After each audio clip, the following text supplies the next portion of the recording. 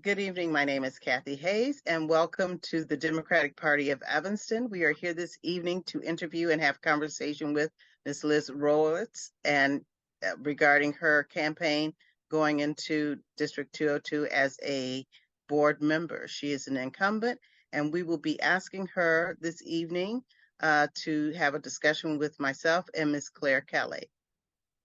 Hello, Claire. Thank you for joining us. And hello, Liz. Thank you for joining us this evening. Liz, could you start out with explaining to us a little bit about your background? Sure. So I have been, I'm finishing up my first term on the school board at ETHS, and I have children at Oakton Elementary and at Shute Middle School. And I've been involved in the community in a lot of different capacities over the years.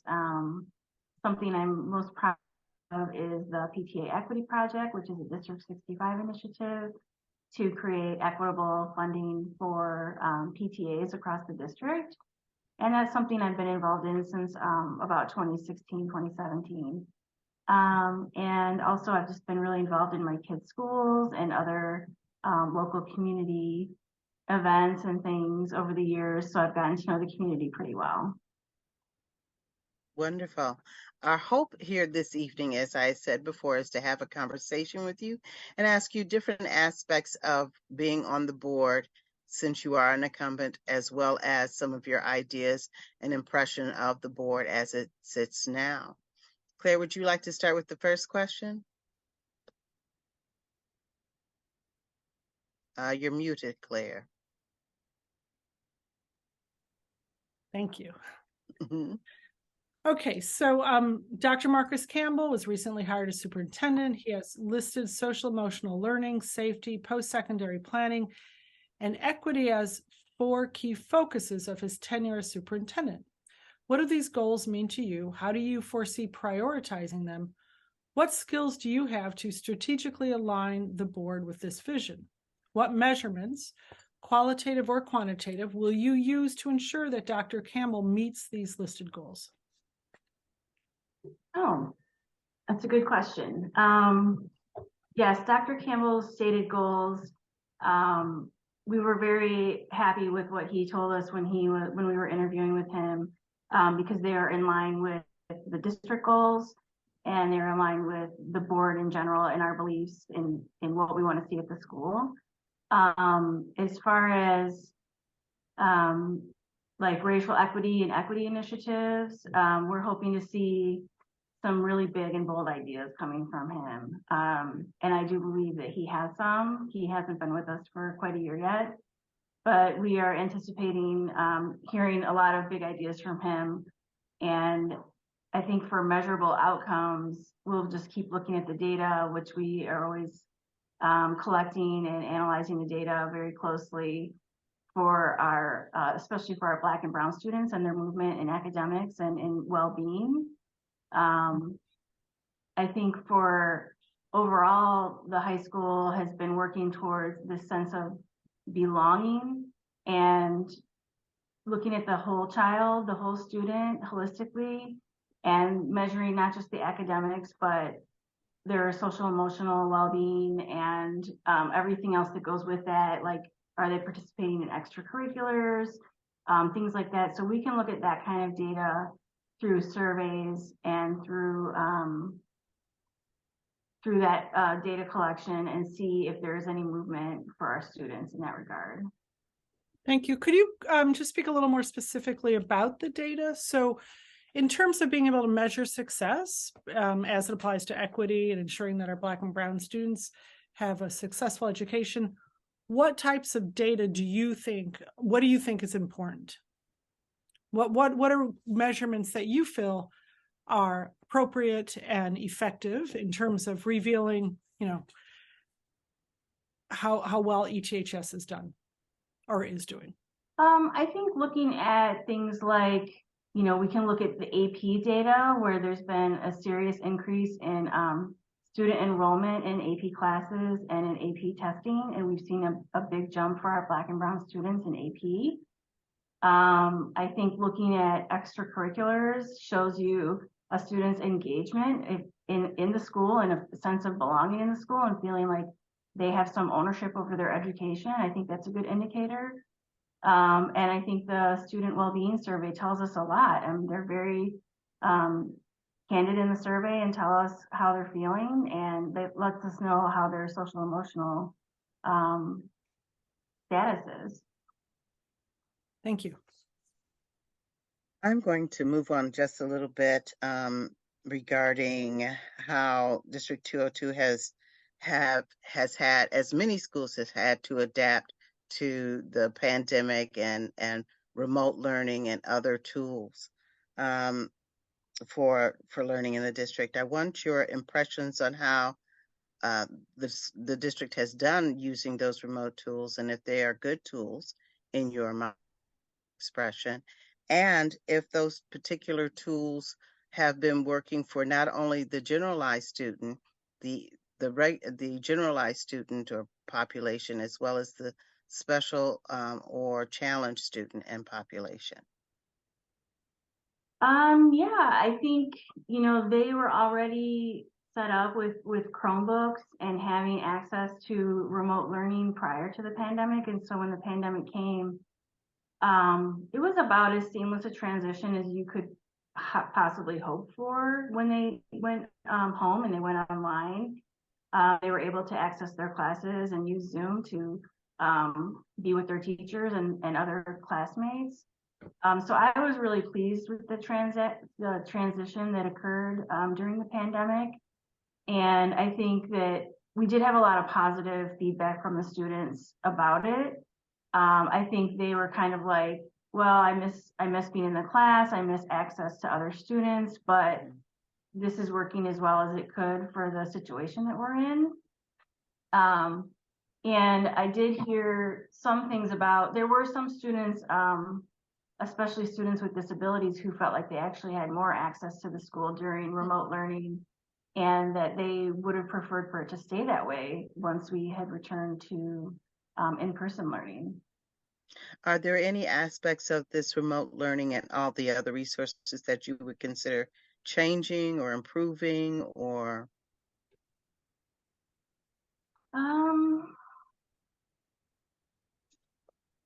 I can't think of anything that I would necessarily improve upon. I think, one of the obstacles they had was that most students keep their cameras off. And in an ideal world, it would be great if they kept their cameras on and they could sort of see each other and feel more connected as peers and as classmates. But that's the personal decision of the students. And, obviously they can't force anybody to do that. And so it kind of just is what it is with having students have their cameras off. I know, right? I have a teenage grandson who loves his camera to be off too. Sorry, so I do understand. Claire, did you want to do the next one, or you want me to take it? I'll take it. Weapon detectors and student safety have been a recurring theme at Evanston Township High School for decades. And the gun lockdown incident comes to mind as one of many moments in the last few years that are determining direction. The District 202 board is currently considering whether to share access to surveillance cameras in an IGA with the city of Evanston. Where do you envision the district moving on the issue of safety, security, access, and responsibility during your potential time on the board? And what do you feel are the rights and interests you need to balance in these scenarios? So in the interest of student safety, I know it's been a really contentious issue, and it's a very important issue to the board in general. There are a lot of initiatives that the school is currently looking at right now, and they haven't brought that out publicly yet until they have decided exactly what they're going to be doing. So I don't want to speak ahead of the administration in that sense. As far as things like metal detectors, I think it's your opinion, not just like, where are you at personally? Okay. Yeah, I think as far as school safety goes, I think there are a lot of technologies that can be utilized that are besides just metal detectors. I don't think it needs to be a black and white sort of question of should we have them or should we not. I think there's a lot of different approaches and technologies that most of us aren't even aware of that can be used for identifying weapons in the school. And as far as sharing the security cameras with the city of Evanston, I know that for me personally, I think that's a great way to increase the security where they have immediate access if an incident were to occur. I know that we should be careful in how we limit that type of access to the city of Evanston, where I don't believe we should have the city of Evanston have full total access at any time to dip into our cameras and look at whatever they want to look at inside the school. I think it should only be used in emergency situations. Thank you. Okay, thank you for that. My next question goes on, or kind of reverts back to some of the conversation you and Claire had about disparities. The Department of Education publishes data about disparities, including on the grounds of race as well as disabilities, based on these standardized tests that they use to get these disparity gaps reported from. And the Illinois report card from 2002, there seems to be ongoing large gaps between white students and students of colors. In your opinion, why does District 202 continue to have large achievement gaps? And what do you believe can be done to eliminate these gaps? This is definitely one of our biggest concerns as board members, and I know the school shares the concerns. I think over the years, they've put together many different initiatives to and supports in place for our Black and brown students to better achieve at the high school. And I could name off so many different racial equity initiatives and team access, and just there's been so many things to support students in their academics. I think what's happened is we have seen increases across all racial categories in academics and in AP access, but the gap still remains. So we have seen improvements for our Black and brown students, but we just don't see this closing of the gap. And I think it's going to take some really out of the box thinking to tackle this issue. As far as just narrowing the gap, we just need more supports, and we need more sense of belonging and having our Black and brown students feel ownership of the school. And I'm so sorry. And the disability students? Yes, and our students with disabilities as well are not faring well across several categories. And I think our special ed department needs to really focus on setting the highest possible bar for our students with disabilities and making sure that they do have the goals of college and other opportunities outside of beyond high school, because currently what we're seeing for their post-secondary planning is not that great. The numbers are not good. Thank you. Okay, let's see. The next question is, well, it's related. In your opinion, why does District 202 continue to have a large achievement gap? Oh, I did that one. I did the one above that about the disparities, but you read that too? You included that question? Yes, ma'am. Okay. Yes, ma'am. Given that the budget represents sort of a blueprint of priorities, what can you do, or what do you do to ensure that the budget reflects stated priorities of the district? Well, the district has what they call values-based budgeting, which is student-focused, and in particular, using their values to budget for supports for Black and brown students and students with disabilities. So every time they come to us with budgets, we can see that reflected in their decision making. We can see that they are directing money to the students directly and keeping, any kind of cuts as far from the classroom as possible. And so we are always pushing them to continue to use their values-based budgeting in the interest of the student experience. Great. And how do you ensure that it is proportionally reflecting those values? I understand that that's the stated goal, but as a board, like who assesses that?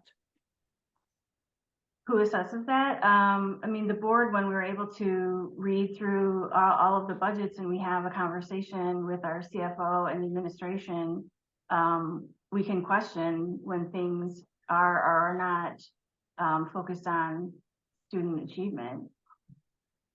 Okay. I just wondered if you have any way that you approach that to ensure that, since that's such a fundamental piece of supporting an effective education for all, the way the money is spent.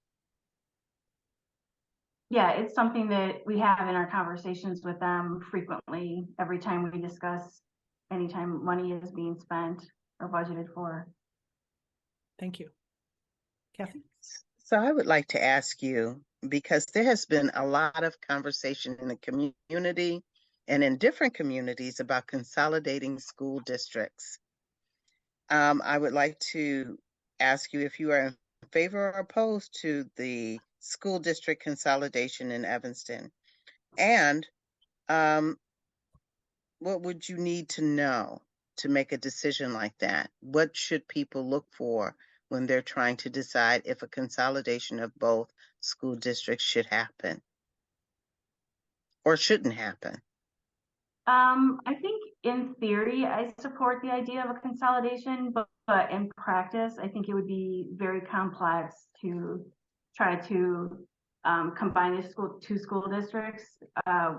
We would have completely different budgeting needs. We would have a single teachers union where we would have to increase all of the elementary age teachers salaries, and I think we have to take that into consideration with the budgeting, because it could be a huge barrier if we were to try to consolidate.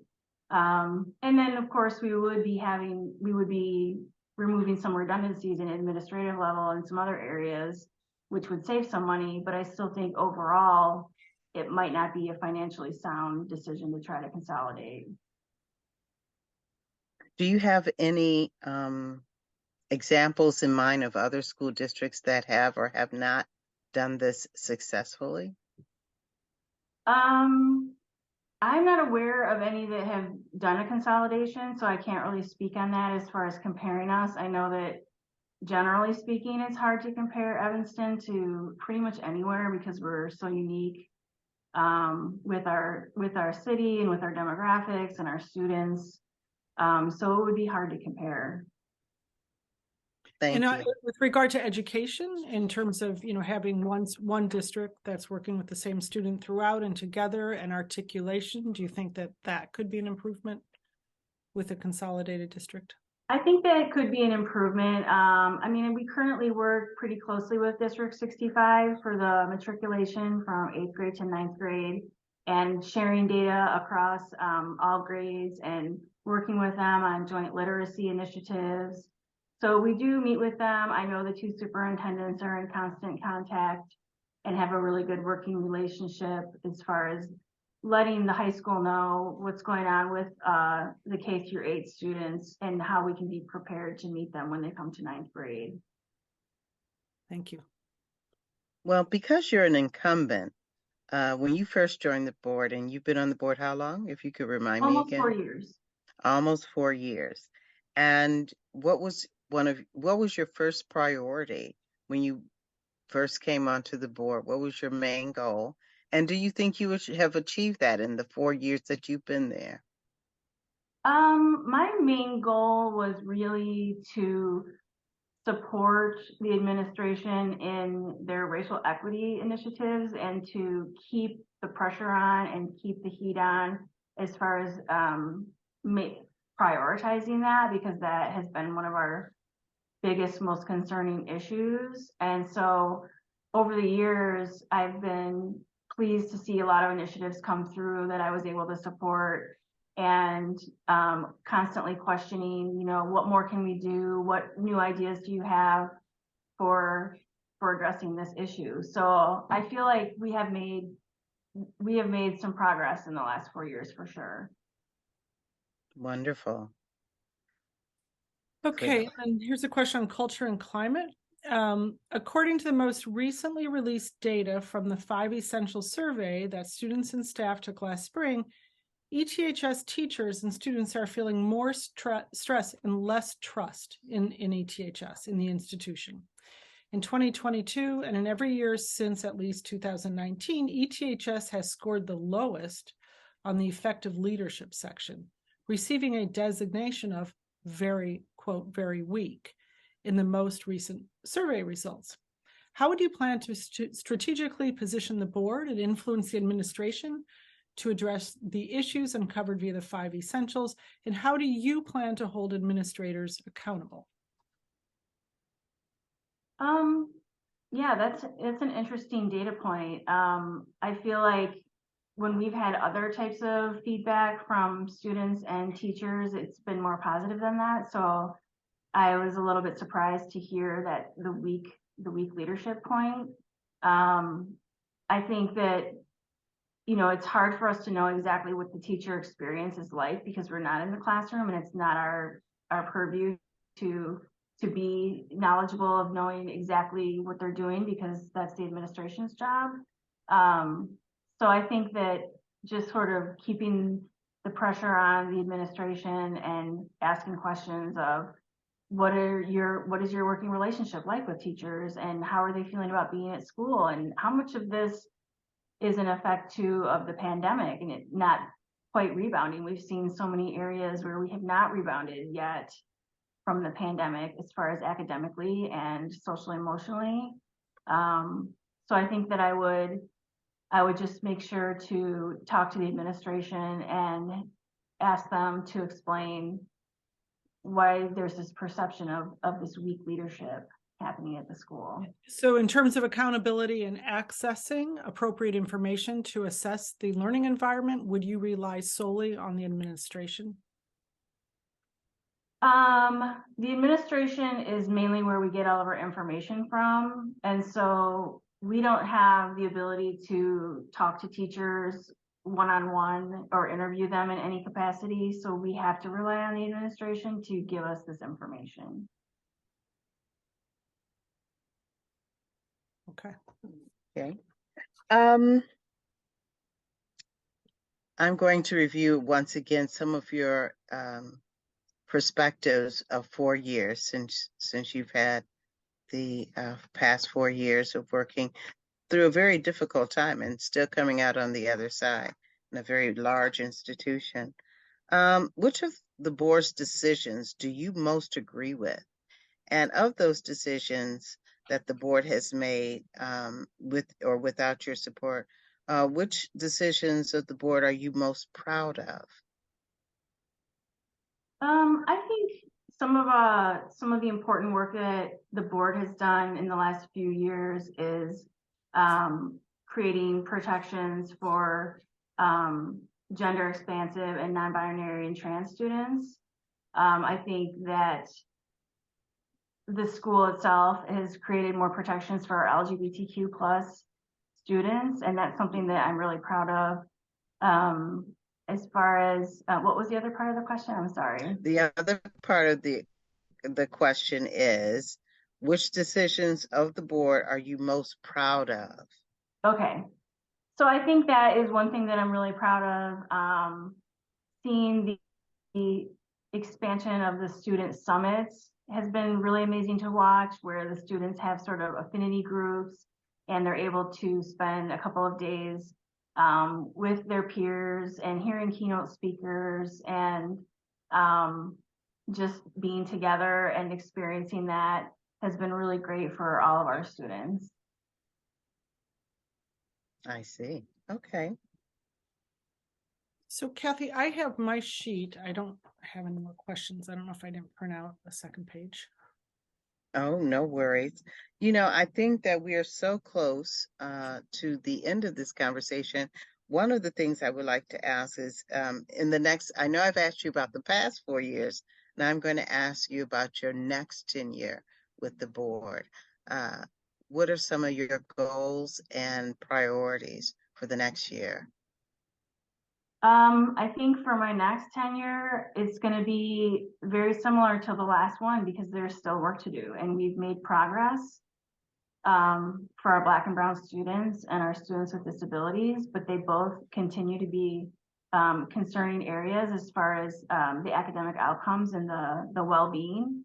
And so we have to keep focusing on our students that are being left behind, and we have to make sure that they're able to have the same high school experience as all the other students and the same positive outcomes as well. Wonderful. Is there anything else that you would like to share with the audience and the Democratic Party of Evanston about your hopes and aspirations for this particular campaign? In closing? I just hope that we can all sort of go to our forums and get a lot of feedback from the community. And I appreciate all of these questions. And I'm really hoping to just hear more of the concerns from the community so that I can have my finger on the pulse of what's going on with families. And campaigning is an amazing opportunity to do that. And so it's really an exhilarating time during the campaign to be able to meet so many people and hear their feedback so that I can better represent them. Wonderful. That probably concludes the questions that we have for you this evening. Once again, thank you very much for spending your time with us and sharing some of your insights with us regarding your run for District Board 202. We will be posting this, which has been recorded, within a week or so, and providing more information to our membership so that they will be able to do the voting for the week of the 19th on to, I believe, the 25th. Which is Someone this correct? Monday. Yeah, it's coming up soon. It'll be posted probably before then. Probably before then. So please make sure that you come out, vote, and contact the Democratic Party for many of the issues that will be coming up in this election season. Thank you for sharing your time. Thank you so much for your time.